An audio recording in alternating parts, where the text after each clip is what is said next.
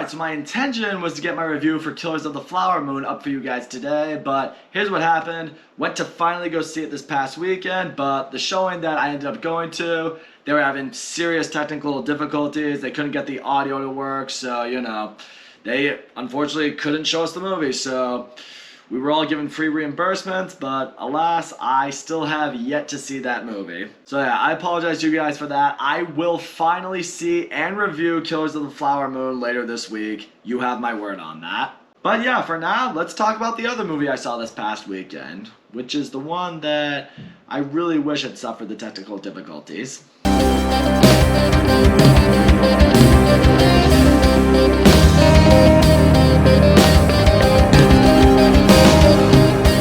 Five Nights at Freddy's is a new horror movie based off the video game franchise Five Nights at Freddy's. This movie stars Josh Hutcherson. He's this down on his luck guy. He's trying to get sole custody of his kid's sister. Unfortunately, he's having trouble finding a job and keeping a job. Eventually, he lands this pretty shitty one as a nighttime security guard for this pizza arcade sort of place called Five Nights at Freddy's. Job's pretty simple, pretty standard. You just go in, you watch the cameras, make sure nothing gets in or out, and that's the job. Except the longer he's there, he starts to realize some very haunting shit is going on with this place.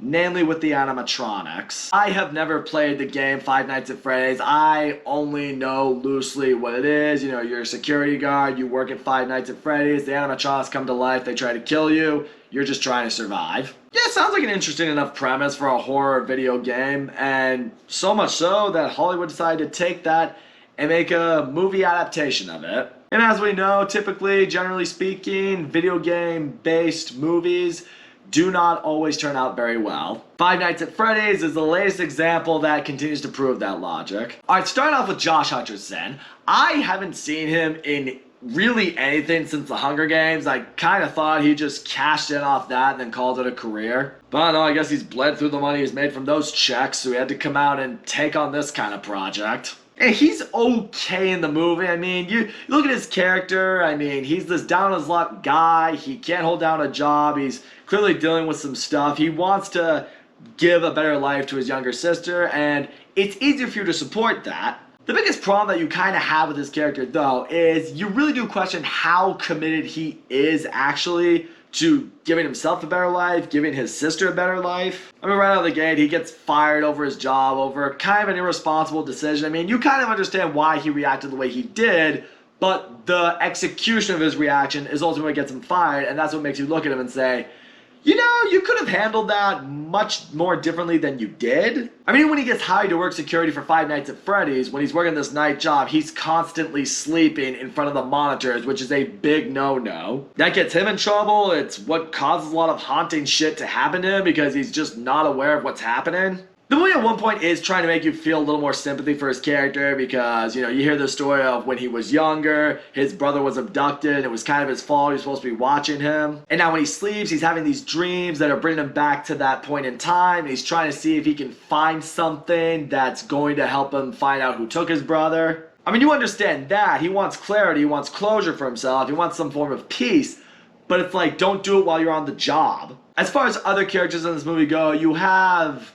what's this actress's name? I can't remember her name, and I don't feel like looking it up, so I'm just going to refer to her as Beck from You because that's what I know her from. So Beck from You plays a cop in this movie. She meets Josh Hutcherson. They form a bond with each other, nothing romantic, but kind of like a, you know, she sees him and she kind of pities him. But she's been around Five Nights at Freddy's for a long time. She understands what this place is like. She understands what it was in its prime and why it's kind of in the situation that it's in. However, what really pisses me off with her character, though, is she clearly knows something's not quite right with this place. Like, she knows what goes on at night. She knows what's wrong with it. She knows the history behind it. She knows why the animatronics are the way that they are. And Josh Hutcherson expects that she knows something too. When he tries to confront her on these things, she kind of just, she brushes off. She like gives him these warnings like, if you ever bring your little sister back here again, I'm gonna shoot you. It's like, that's a pretty serious threat. You kind of want to look at her and just be like,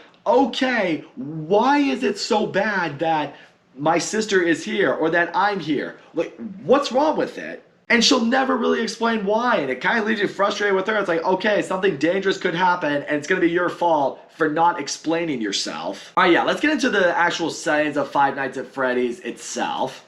So, obviously the big thing that happens, yeah, the animatronics at night, they come to life. There's a point in time in the movie where Josh Hutcherson just starts bringing his sister to work, and his sister meets the live-action animatronics, and, you know, she becomes, like, friends with them. Honestly, the movie did not know the tone to use with these fucking animatronics. I mean, there are points in time where, obviously, like, they're doing creepy shit, and they're, like, in the shadows, and you feel like you should be nervous with them. But then when Josh Hutcherson brings his sister, the movie like changes tone entirely. Like, you know, everyone's just hanging out with the animatronics. They're fucking dancing and partying and fucking building a fort out of chairs. That was the point for me when me and my friend kind of looked at each other and we were just like, what the fuck's happening right now?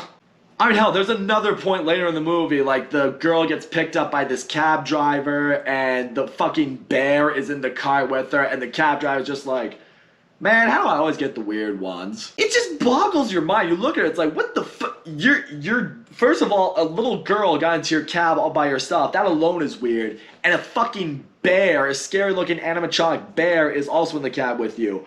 And you don't want to run for your life. You don't want to call the police. You don't want to look at this girl and be like, sweetheart, is everything fine? It's almost like the movie was trying to be a comedy horror, but it didn't know how to execute either premise. Like, when it tried to be funny, it was just cringy and stupid, and when it tried to be scary, it was also kind of cringy and stupid. I think that's the other problem right there. Like, when the animatronics come to life and they start doing some evil, murderous shit, it's not that intense. There's one part in the movie, like, a bunch of people go in, they try to break in, and the animatronics just, you know, yeah, they waste them. I'll give the movie credit. There's one kill shot in here that's actually pretty cool, but ultimately, where I think this movie is held back from at least being a kind of fun but dumb movie is the movie should have been rated R. The fact that it's PG-13 means we're not going to get bloody, gory, epic violence of any sort. We're not gonna get that real horror movie violence that's fun, that's intense, that's just, you know, enjoyable. Like, we're like, no, we gotta dial it back a little bit because, you know, we don't want to be too edgy. But if it was edgy, I feel like that would make it more enjoyable. Instead, you kind of just walk out of the movie feeling like it just wasted your time. So all in all, Five Nights at Freddy's, yeah, it's pretty fucking stupid. There's no character in this movie that you really feel attached to. I mean, Josh Hutcherson is just this slacker who just kind of keeps fucking up his life. Beck from You, she's someone who clearly knows more than she's telling people, and that's a bad thing. The movie was trying to be scary and also funny, and sometimes kind of heartfelt in very inopportune times where none of it worked out in any way, shape, or form. Could have at least been dumb, bloody violence if it was rated R, but the movie skipped out on that too. In the end, the only real enjoyment I got out of this movie was just shitting on it with my friends after it was over. That's about the only thing this movie can bring to you. So yeah, if you were hoping this movie was going to restore faith that video game-based movies can be great, especially in the horror genre, well, it's a big no from me, dog. So that's all I gotta say, guys. Thank you so much for watching my video, and as always, don't forget to leave a comment, like, subscribe, and I will see you all next time.